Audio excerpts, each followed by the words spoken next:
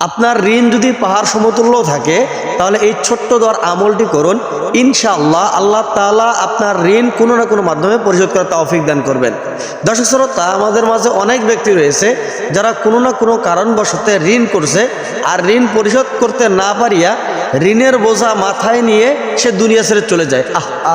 মানে ঋণের কারণে জীবনটা পর্যন্ত দিয়ে দেয়। ভাই, ঋণের কারণে জীবন দিয়ে চলে যাওয়ায় সমাধান নয়। আপনি যে মারা গেলেন বা চলে গেলেন দুনিয়া ছেড়ে, ঋণদার কি আপনাকে মাফ করবে? বরং আপনি ঝামেলা বাড়ায় রেখে গেলেন।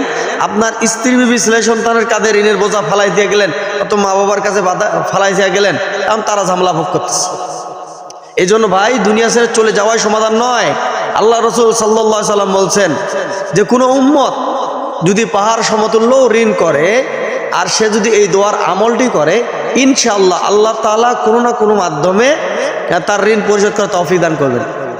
ভাই, আমলটি হলো আল্লাহুম্মা কফিনা বিহালালিকা আন হারামিক ওয়া আগনিনা বিফাদলিকা আম্মান সিওয়াক। এটা কেউ যদি বেশি বেশি পড়ে, আল্লাহ তাআলা তার ঋণ পরিশোধ করার তৌফিক দান করবেন।